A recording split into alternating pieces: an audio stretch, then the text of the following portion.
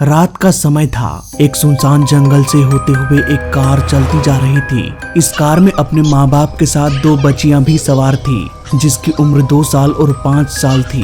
बड़ी लड़की को बचपन से ही आंखों की बीमारी थी। वो बिना चश्मे के ठीक से देख नहीं सकती। सभी बातचीत करते हुए कार में मजे से जा रहे थे, तभी कार का एक्सीडेंट हो गया। हादसे में उन बच्चों के माँ बाप की मौत हो गई, लेकिन वो दोनों बच्चे जिंदा बच गए। अगली सुबह रेस्क्यू टीम उन दोनों बच्चों को खोजने के लिए निकलते हैं, पर पेरेंट्स की तो लाश मिल जाती है, पर दोनों बच्चे नहीं मिलते। खोजते खोजते सुबह से रात हो गई और रेस्क्यू टीम वापस चली गई, ये कहते हुए कि शायद उन बच्चों को किसी जंगली जानवर ने खा लिया होगा। पर असल में कहानी यहाँ कुछ और थी।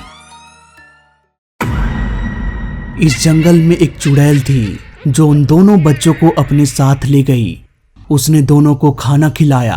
2 साल की छोटी बच्ची इतनी भी समझदार नहीं थी कि वो किसी इंसान या चुड़ैल के बीच के अंतर को समझ पाए। उसकी दीदी का चश्मा टूट चुका था, जिसकी वजह से वो ठीक से देख नहीं पा रही थी।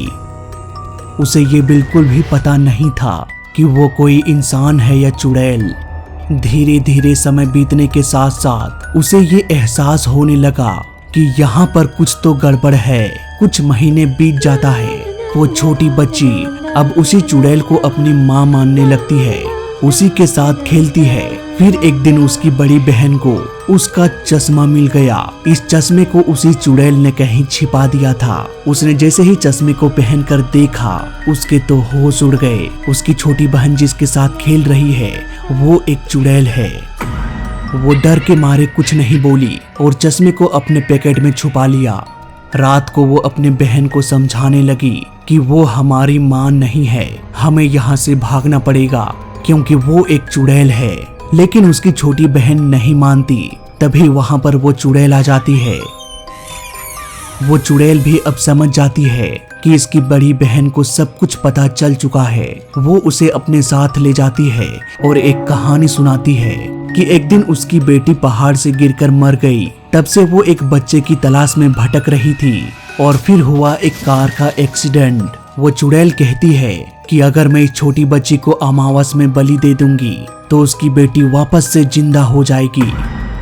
अगले दिन वो अपनी छोटी बहन को छोड़कर वहां से भाग जाती है। वो चुड़ैल उसका पीछा भी नहीं करती क्योंकि उस चुड़ैल को उसकी जरूरत नहीं थी। अगली ही रात अमावस की रात थी।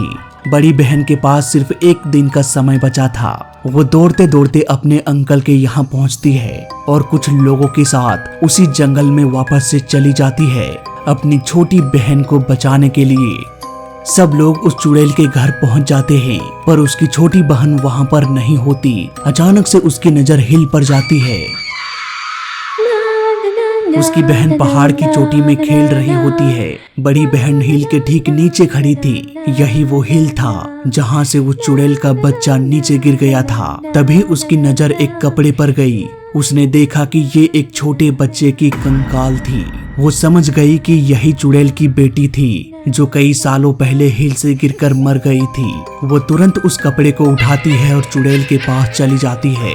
वो चुड़ैल छोटी बहन को फेंकने ही वाली होती है।